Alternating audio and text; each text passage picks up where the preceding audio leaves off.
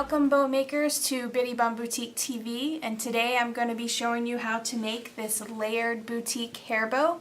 This is actually going to be a 3-part bow, so I'm going to do it in 3 segments, so there'll be 3 videos, short videos that you could watch instead of just one really long one. So first let's get started with what we're going to need. Some scissors, we're going to need some wire, and then I also have separate scissors to cut my wire because I don't like to use the scissors that I cut my ribbon with for my wire because it does dull them quickly. And this is 26 gauge, just silver, like floral wire.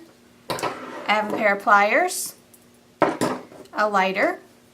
You're going to need your clip of choice, and since I'm using an alligator clip, we're going to be lining that alligator clip. A piece of ribbon for the 2-loop bow.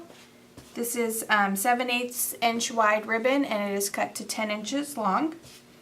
Then we're going to need some 1.5 inch wide ribbon cut to 29 inches long, and it doesn't have to be printed, but it can. And then again, I'm using 7/8 inch wide ribbon because I'm going to make a knot for the center of my bow. And then of course your glue gun. This is the glue gun I use. It's Sure Bonder brand, and it has a really fine tip. I love this glue gun because just a small amount of glue comes out when you use it. Okay, so for step 2, in our bottom layer of our layered boutique bow, we are going to be using the 1.5 inch ribbon. This has already been cut to 29 inches, and we're gonna make just a regular, this is what I call a big girl hair bow. So you're gonna meet up your ends, and like I said, this doesn't have to be printed ribbon, it can be solid. And you're gonna make a crease, and you're gonna do it nice and tight so that you can see it when you're done. So you folded your ribbon in half, and now we're going to fold the tails, we're going to fold it over about like 2 inches and make another crease. So now we have crease down at this end and then a crease up here where our tails are. And now we're going to fold it again in half. But you should still have this piece extra here. So once you're going to make another crease up here and then go down and make another crease here. So that's what it should look like with all your creases. Okay, and once you've done that, then you can open your ribbon back up, and you can see I'm going to mark my creases just so it's easier for you guys to see. I don't normally mark them though. So there's 1, 2, 3, 4, and 5. So you should have 5 creases. And since we are working with printed ribbon, it is going to matter, you know, the way you start. So we're going to start with our, you're going to hold one end of your ribbon, and you kind of start like this. So you're going to take the first crease and the second crease and X them like on top of each other, like that. So you can't really see the crease, but it's right here, and the other crease is right there, so I'm just laying them on top, and it kind of makes like an X shape. You want to angle it about like that. Then you're going to take the other part, or the long end of your ribbon now, and here's your next crease. That one's going to lay right on top of there. In the same way, you're going to exit over the top of that. So now you should have that shape.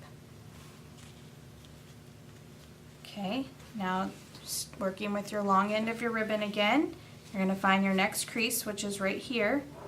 And this time you're gonna fold it this way, and then you're gonna tuck this crease up into the middle. So it's not gonna go on top, it's gonna go under this first layer. So then it just goes right in there, like that. Actually, I'm sorry, it goes under both. I just usually do it and not even think. So it goes under this one and under the short one that you started with. So your crease is gonna go up under both of those. So it's nice and hidden back there. And so this is, so you should have 1 loop, 2 loops, and 3 loops. And now for our 4th loop, you're going to take your tail of your ribbon again, and now we're going to fold it over, but we have to angle it. So this is my crease right here, and I'm going to angle it again, and it's going to match up with this right here. So everything should line up, and you can see it's lined up down here too. So that's what the front should look like. That's what the back should look like. And then you should already have your wire ready. Of course I do not. Okay, and so then we're gonna accordion fold. So we're folding up on both sides and then down. Just like that. Up and then down. So then it's like we have a little mouth on the top there. And then you're just going to take your wire and wrap it nice tight around. And then now you're going to check it before you tighten your wire, because you want to make sure your loops are all even, that you have the wire in the center. So that looks pretty good. So I'm going to go ahead and tighten my wire. So I have the 2 ends on the back, and I'm just going to pull both of those separately to make sure it's tight, and then I usually grab them together and pull again, and then cut off my extra, and then crease it flat with my pliers, just like that.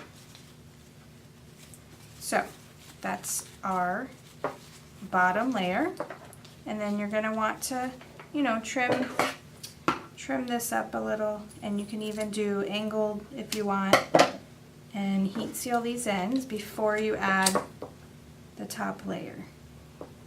Because once you add, the more ribbon you add, then the harder it is to heat seal and make sure you don't catch anything else on fire. Okay, so now that we have that, we have our 2 steps, and now we're going to move on to step 3. So check out part 3 video and see how we get it all put together.